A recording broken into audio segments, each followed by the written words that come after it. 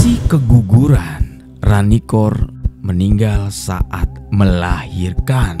Oh, ceritanya semakin menarik para pemirsa. My God. Manusia tidak tahu malu seperti Adele cocoknya dimutasi ke Pulau Seribu.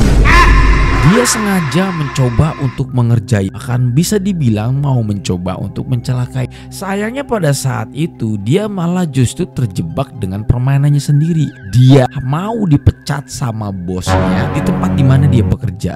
Justru di momen ini dia malah berusaha menyelamatkan si Adele dari kasus pemecatan yang akan menimpa dirinya. Adele. Kayaknya lo Pulau Seribu kurang jauh, mendingan lo di Pulau Umang aja sekalian. Tante Hanum ini ibaratnya urat nadinya saat ini kayak nggak ada banget.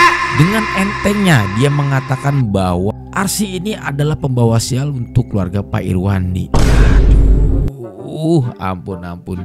Justru yang membawa sial dan membawa liar kita sebagai penonton adalah Anda ya. Tante Hanum, jangan sampai kita berbondong-bondong untuk ngirim Tante Hanum ke Pulau Seribu untuk nemenin si Adele.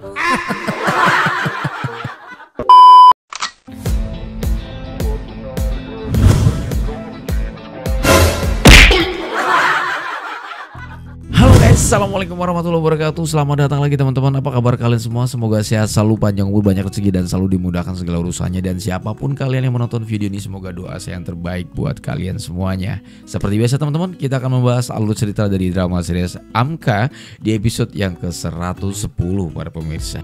Seperti disambar geledek di siang bolong, Arsih tiba-tiba saja mengalami sebuah momen yang sangat tidak mengenakan, di mana pada saat itu teman-teman, dia ini lagi ke toilet. Ada darah yang keluar dari bagian dalam tubuhnya Arsi pada saat itu. Dan Arsi merasa bahwa ini ada sesuatu yang sangat-sangat aneh terjadi di dalam diri badannya.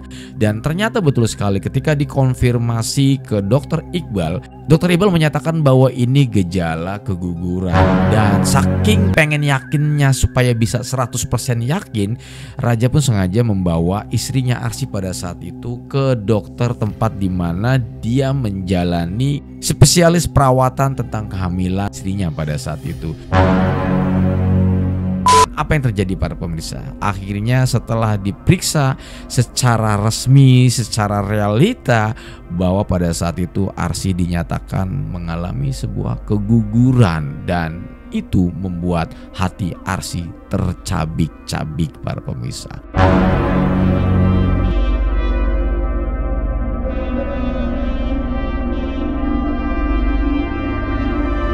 Tetapi apalah daya para pemirsa, pada saat itu Raja berusaha untuk menguatkan istrinya, karena bagaimanapun juga ini adalah bagian dari sebuah kehendak Tuhan yang sedang dikirimkan kepada keluarga mereka. Mau tidak mau, hal ini justru membuat Raja dan Arsi untuk belajar ikhlas.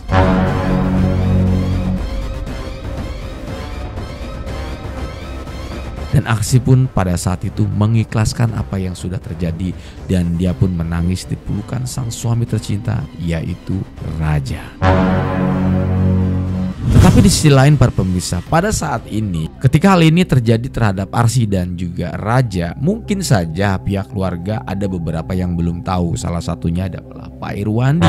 Secara tidak sengaja pula pada saat itu kejadian ini ternyata sudah diketahui oleh si Tante Hanum, yang dimana kita tahu bahwa Tante Hanum sempat mendengarkan pembicaraan antara Raja dan juga Iqbal, dan dia pun tidak mau banyak omong. Dia langsung mengajak Pak Irwandi untuk ke rumah sakit di mana tempat Dokter Iqbal bekerja. Dan sesampainya di rumah sakit, kekecewaan Pak Irwandi pun diungkapkan di rumah sakit ini. Tetapi apalah daya, pada satu para pemirsa, Raja dan Arsi pun mencoba untuk meminta maaf kepada ayahanda tercintanya. Kita bukan bermaksud untuk menutupi semua permasalahan ini, melainkan kita mencoba untuk menjaga perasaan, mungkin bisa dibilang penyakit yang pada saat ini Pak Irwandi derita. Salah satunya adalah penyakit jantung.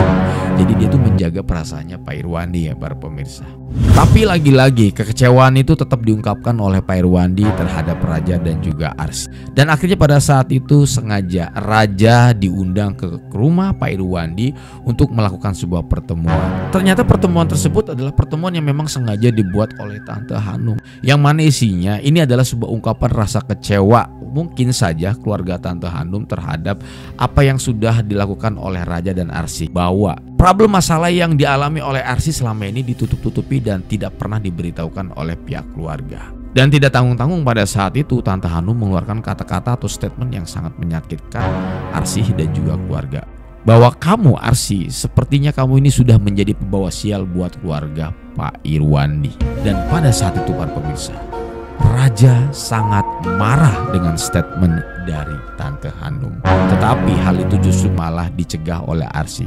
Karena pada saat itu Arsy hatinya sedang lemah sekali. Dia tidak mau ada perdebatan di dalam rumah yang saat ini semuanya sudah berkumpul. Melainkan pada saat itu Arsy hanya mencoba untuk diam dan tidak mau mengeluarkan kata-kata ataupun statement untuk menangkal semua perkataan atau kalimat-kalimat yang keluar dari Tante Hanum. Tetapi di luar ekspektasi para pemirsa, pada saat itu justru si Iqbal yang malah sangat emosi. Dia merasa statement itu tidak pantas dikeluarkan dari orang tua seperti Tante Hanum, dan hal itu diungkapkan oleh anaknya sendiri, yaitu Dr. Iqbal. Dan pada saat itu juga Ibu Dahlia pun membuka suara dengan statement dari Tante Hanum bahwa apa yang dituduhkannya itu tidak benar, semuanya tidak seperti itu. Ini adalah bagian dari sebuah ujian yang datang dari Tuhan diturunkan kepada Arsy. Apakah kita mampu ketika kita diuji dengan berbagai macam ujian, sakit segala macam dan tetek bengek yang diturunkan oleh Tuhan kepada kita? Dan statement dari Ibu Dahlia pun mematahkan semua ucapan yang keluar dari Tante Hanum para pemirsa. Tetapi perlu kalian ingat, saat ini Arsy memang mengalami keguguran. Bahkan pada saat itu pihak dokter menyatakan kista yang tumbuh di dalam tubuhnya Arsy pada saat ini itu bisa saja menghambat Arsy untuk melakukan program kehamilan yang berikutnya.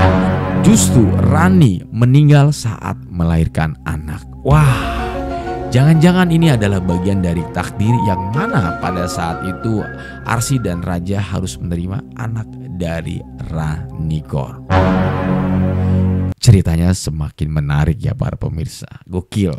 Lalu di cerita lain para pemirsa, pada saat ini kita tahu semua ketika si Adel ini mencoba untuk mengerjai si Dias, yang pada saat itu Dias memang sengaja datang untuk bertemu dengan salah satu pemilik restoran yang terkenal yang ada di Jakarta. Tetapi sayangnya niat Dias pada saat itu justru dihalangi oleh si Adel, dan bahkan tidak tanggung-tanggung pada saat itu Adel berusaha untuk mengerjai Dias sampai yang paling parah dia dikunci di dalam sebuah gudang. Tetapi para pemirsa, apesnya ketika Dias pada saat itu dikunci di dalam gudang, secara bersamaan pada saat itu ada sosok pemilik restoran yang secara tidak sengaja dia lagi ngambil barang ada di dalam gudang juga.